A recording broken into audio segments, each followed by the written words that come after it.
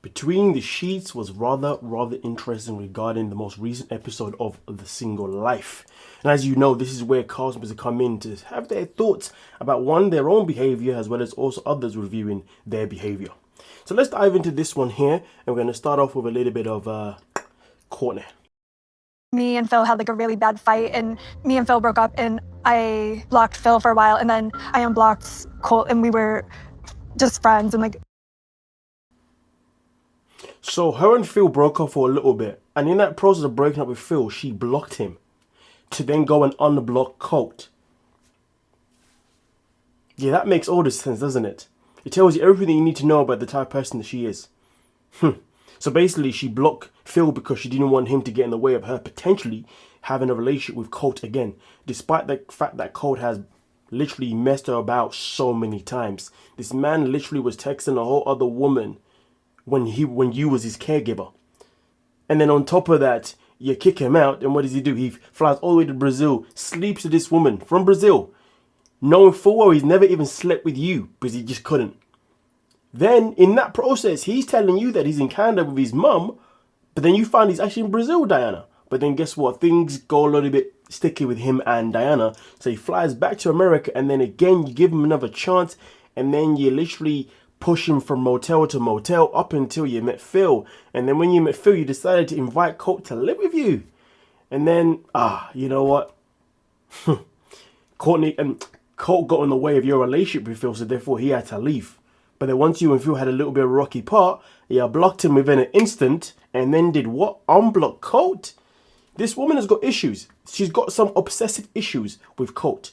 This isn't good. This is giving me psychopathic vibes. He's telling me that the only reason why her and Phil are now actually engaged is purely because Colt finally gave her the last push that pushed her over the edge to say, you know what, enough is enough. But let's continue though, because goddamn. To break up with Diana because every time he's whining, acting like, I'm so miserable, I have nobody in Brazil, I'm so lonely here. So me and Elise kept encouraging him. Come from Esther told me like, yeah, he's scared. Now she's saying that herself and Elise kept encouraging Colt to come and join them at this party or whatever the hell they were organizing. Interesting, because Colt has a whole different story to tell when it comes to that. And to be honest with you, as we always know, there's always his truth, her truth, but then there's always the truth that we don't ever actually hear. No, that's not the saying, is it? No, that's not the saying. Oh, crap. You know what I mean, though. She's gonna like euthanize him because Diana was a veterinarian and had access to all these drugs. Why would she? Cortney never cut off her communication with me. Like, no, she always checked in on me. She said, where are you? Going back to Canada? You going to go see Diana? Okay, you're in Brazil. How's Brazil? Where are you living? The thing that really bothers me the most is that I actually believe Colt more than I believe Cortney. Because the whole blocking Phil thing told me everything that I needed to know. And also, the fact that she was still texting Colt after she kicked him out of her parents' house tells me everything that I need to know. The fact that she picked him up at the airport knowing that he had just been in Brazil sleeping with Diana, and then still pushed him around in his wheelchair so she can help him with accommodation from left, right and center told me everything that I needed to know. The fact that she agreed to go out for a meal with Colt purely because it was a free meal, tells me everything that I need to know. And that tells me that Courtney's the kind of person that in reality, she can't be trusted. And some people are saying, congratulations, I can't believe she finally found a man to propose to her, that being Phil, and she's going to be having that marriage she's always wanted. Listen, folks, like Phil, more than ever now, is just somebody she's accepted to be with because he's somebody that will just give her the time and day. You know, at first I thought it was purely because of the security of Phil's bank account, which I still do believe a part of that does play a massive part. But now it's more of the fact that Colt just didn't want her. So now she's just like, I'll just go with Phil because no one else is coming my direction. And to be fair, why would they? Now, what are you doing? At least once a week, if not more. And the breaking point was her birthday. She'll deny and say, I invited everybody, but it wasn't a group chat. It was to me. She said, let's go to Mexico, name a deal, we can travel. The fact that she actually messaged him separately to go to Mexico and started to organize everything regarding this trip, literally paying for Colt's way, that's crazy business. Well, she's making these plans with me, not with a bunch of people. Yet, no. Stay with Diana. And then she blocked me for realsies. Very afraid of losing her parents. Yeah. So she didn't initially block him for real up until, she realized that he was still in cahoots with Diana. So it took how many attempts for him to show infidelity towards her, show lack of respect towards her, for her to finally say, you know what, enough's enough. It's embarrassing because Phil was literally a pawn in the game throughout of it. And then now Phil's just a guy that she's just accepting to marry because she just needs someone to just put a ring on her finger. But let's listen to what Colt says here, though, because this is rather interesting. Very afraid of losing her parents. Yeah. Definitely afraid that once her parents go, she'll have no one to help her. Nobody replace my parents, my dad.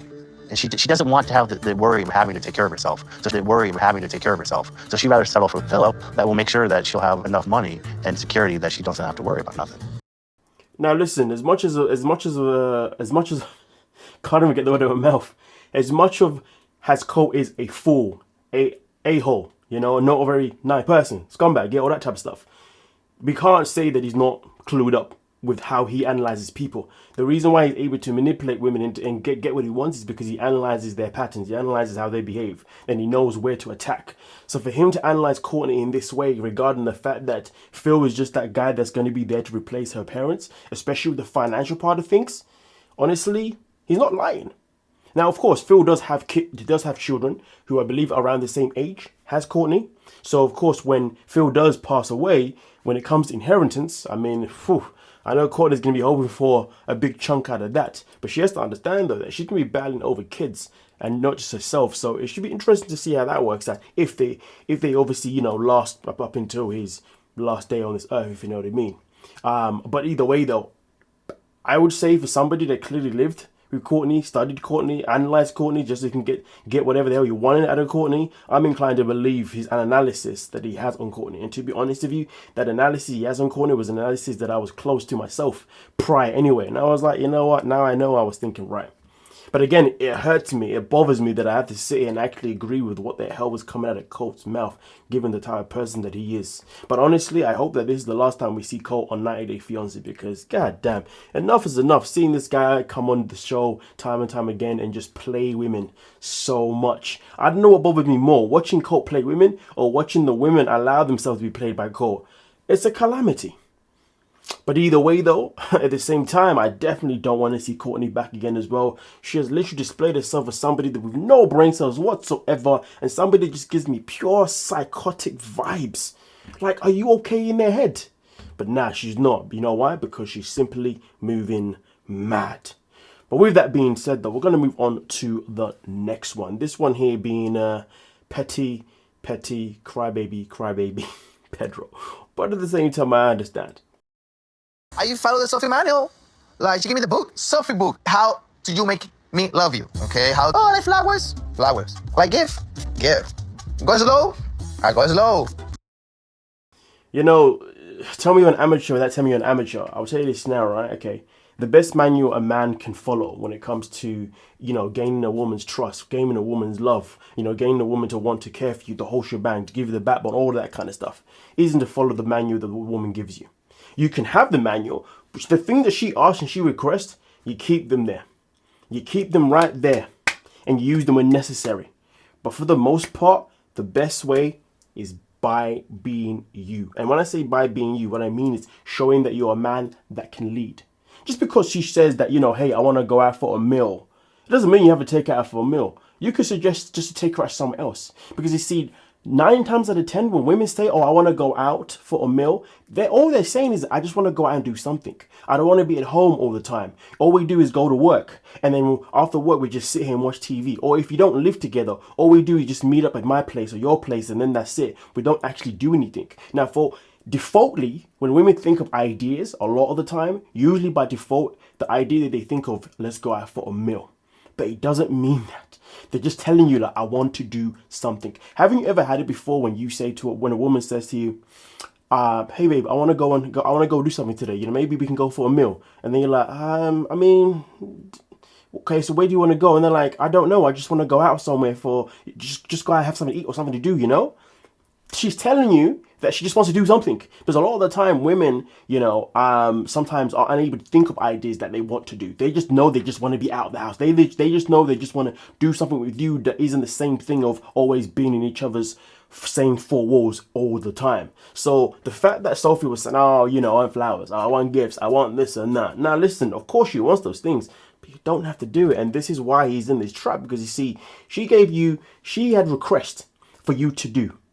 And you did those requests, which told her that you're literally happy to do anything that she asks, and you don't have the ability to actually ever use your own mind to think of other things. Most importantly, you don't have your own mind to lead. It's not an intentional test. It's just a test that happens naturally with a lot of women, because they just want to see if you're going to actually follow through with the things that you say. But most important, how you follow through. There are different ways of following through. There's a follow through of, okay, I'm going to do exactly what you said. And there's nothing wrong with it, because you're still showing her that you're the man of your word. You're going to do what she says. But then there's the follow through of, okay, I hear what you're saying, but we're going to do something. I'm going to follow through, but with something else that I am going to think of. Because then it shows them that you can also lead. It shows them that you can also be creative. Do you see what I'm saying? But I tell you this now, 9 times out of 10, when a woman asks for something, she doesn't really care if you end up doing something else. The only time it really matters when a woman asks you to do something and then you do something else is if she asks you things like, hey babe, can you take out the bins? Hey babe, can you cook some food? Hey babe, can you have, like, basic things, everyday things? Those things, 100% do those things. But things that involves doing or giving, nah. So the reason why he's failed here in this situation with Sophie is just because he's given her everything she wants, and Sophie isn't really the kind of person that really cares for you to give everything she wants. She wants you to just show her that you can just lead the way, you know what I mean? That you can also tell her no. You can also let her know when she's asking for too much. But nah, you bend over backwards with every single thing that she asks for because you're a simp. And this is why you are where you are. So mandem, take my advice here. If a woman asks you, if she says, oh babe, I would like this, or babe, I would like this, or babe, I would like to go here, or baby, can we do something? Understand, the best thing that you can do is tap into your creative zone. Okay, tap into you, because 9 times out of 10, women are more likely to just adapt to your character and the things that you want to do compared to the reverse. Because to be fair, when men adapt to what women want to do, those are the men that a lot of the time women take advantage of. Those are the men that women are more likely to even cheat on. Do you know what I'm saying? Like, type stuff. But do what you with that information. I'm just saying that watching this season with Pedro, this whole season has just been, it's been hard work. And that's why a part of it, I haven't really been that bothered about how Sophie's behaved, because, well, Pedro hasn't done, yeah. If we go into a relationship or no, you say that you're not ready. If your manual tell me that you have to kiss guys, how to play with it, that's not with me. The maddest thing about it is that, and then when it came to being in a relationship, she told him that she wasn't ready. Bro, she told that from the very beginning. She said from the very beginning that she wants to still be open. You know, she still wants to explore other people. And this guy's still ranting and complaining and having a whole crybaby fit about the fact that Sophie ended up going on a date and kissing another guy on the first date. Because, but like I always say, okay, right, yeah?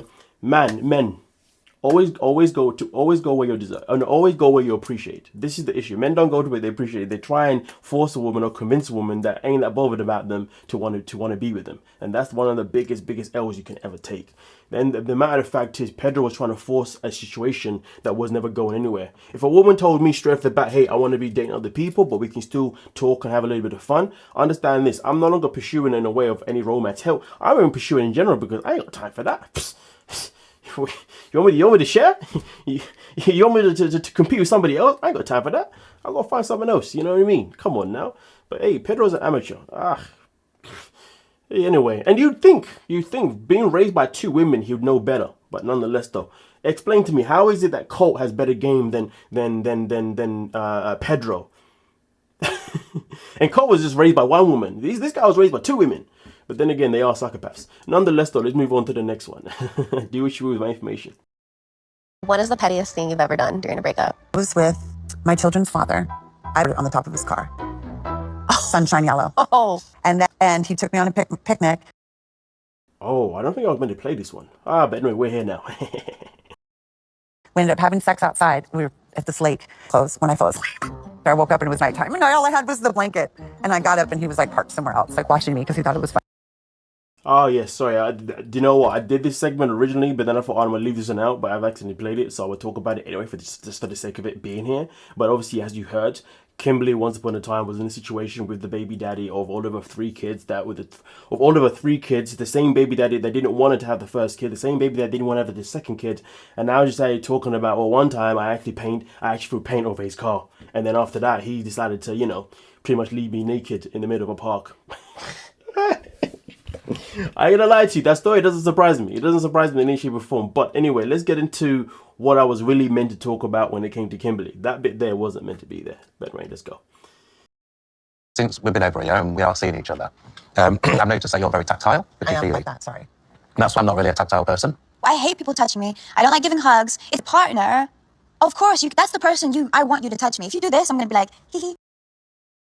You see, the whole tactile thing is a bit of an interesting one, isn't it? I would say, like, on first meet, a lot of people don't want to be touched like the first time you meet them. Do you know what I mean? People want to feel comfortable around you. And to be fair, I would argue and say that I don't know who dislikes it more, whether it's men or women, to be honest with you, right? Now, I would say that for the most part, though, men who aren't tactile probably still do like it when a woman is tactile with her at the very beginning, because it lets that man know that this woman is actually into me. Because here's the thing, how do men know if a woman is into them? It can be various things. It could be either the things that she says or just the way she behaves, okay? And tactile is actually one of those things that, to be fair, a lot of men will be like, okay, now I know she's into me. But if it's a bit too much, they'll let you know what I mean? So, but at the same time, though, it does make me wonder, is Wayne actually even into Kimberly? Is he using this whole tactile thing as an excuse?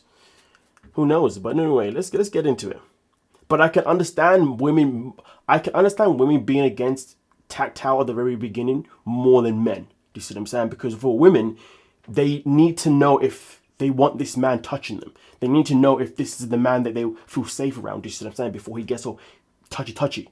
And here's the thing, if a woman is tactile, physical touch is her thing, once she knows that she's comfortable around you, of course she's going to be like, yeah, baby, just touch me. It's okay. Da da da da da da da da da. But at the very early stages, yeah, it's a bit of a madness. But either way, though, I wouldn't say Kimberly was wrong for being tactile with him. It's more about Wayne's reaction that was quite more interesting.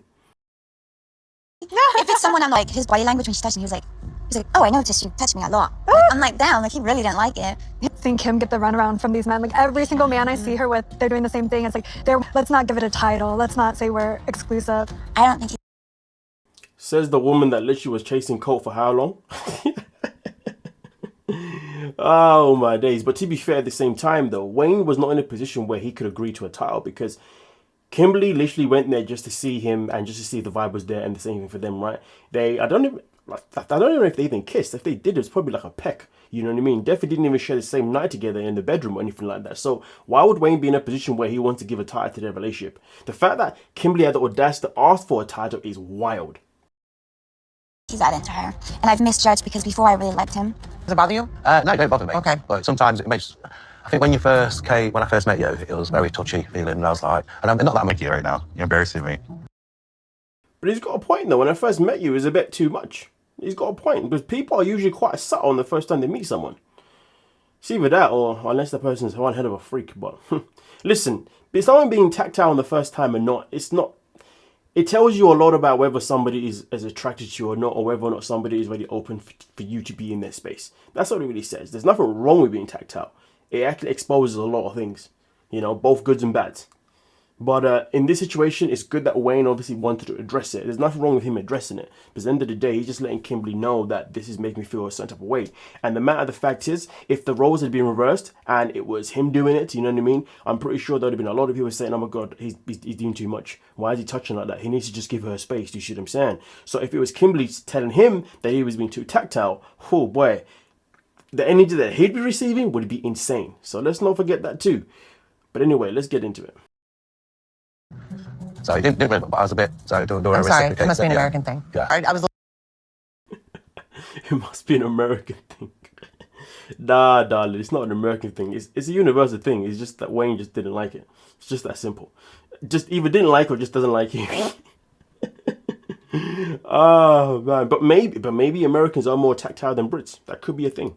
That could be a thing, because I would say, to be honest, for the most part, with us Brits,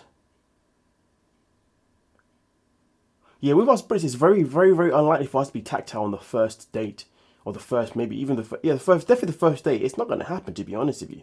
Unless, of course, we're meeting, we both know what the intentions are. If we know the intentions are literally just to have fun, then it is what it is, you know what I mean? But if the intention is to go on a date because you actually want to pursue that person,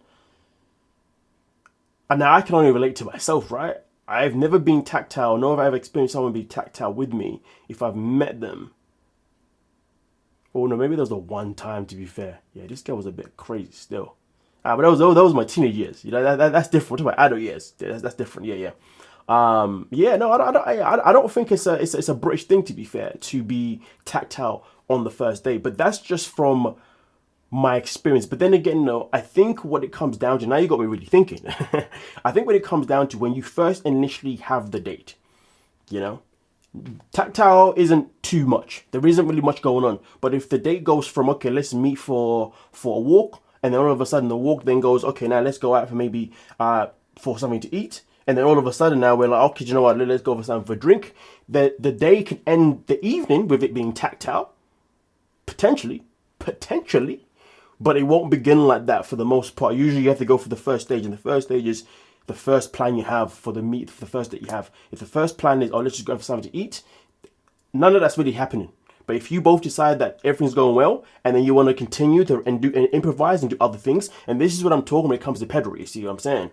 I'm the kind of person that if I go out with you on a date and it's going well, I'm the kind of person to be like, listen, I know obviously we've finished the walk, or you know we've had the meal, but I'm enjoying this. Like, would you like to go and do something else? And if the woman's like, yes, I'm like, cool, boom, let's go and do this thing ahead. So I'm saying. So usually, and this is where a man shows his leadership. He shows his interest as well, and this is where a woman can show reciprocating back by saying yes or no, and then he lets you know where you stand. You see what I'm saying? Something that Pedro doesn't clearly know. But either way, though, tactile happens later on. So again, maybe it's more of an American thing to do it like straight away, but I wouldn't know because I've never been in America to be around an American. Do you know what I mean?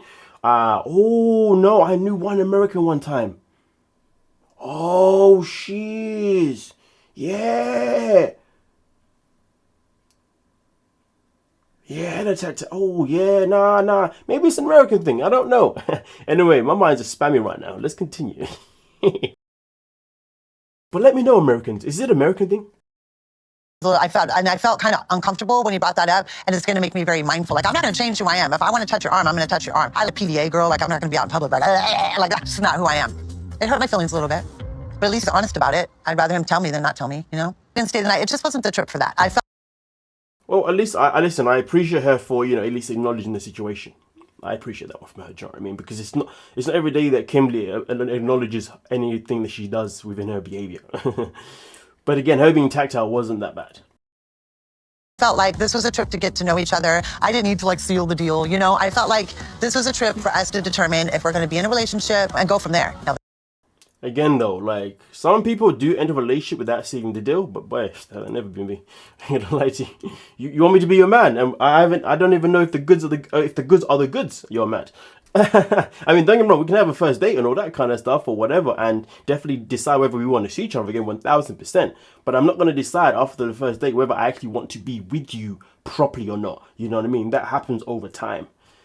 But anyway, it's a calamity. It is what it is. Sometimes people want a certain level of reassurance, and I get it. Now, with that being said, let's move on to the next one, and this is the last one itself here.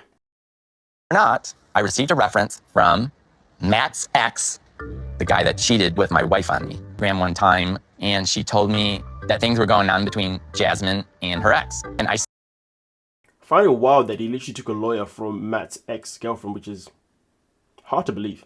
But then again, it's Gino, so it's also easy to believe. Jasmine and her ex. And I started building like a bond with her. She was the one telling me, one of the people telling me, Gino, you need to get a divorce like now. Here's my. Isn't it crazy that when it comes to Gino's actions, Gino always says that somebody else told him that he has to do this now? It's like he doesn't know how to think for himself. Am I surprised? Are you surprised? My lawyer, he's very good. It really makes me so mad to hear him saying like, oh, she's gonna be vindictive and she is gonna try to hurt me 3 times. Yeah, but Jasmine, why would he think that though? He's not going to think that just for the sake of thinking that, is he now? Honestly, I truly hope that this is the last time we see Gino and Jasmine. But it's not going to be. That's the thing that's so annoying. But I really hope it is going to be. It's just so jarring. times in immigration.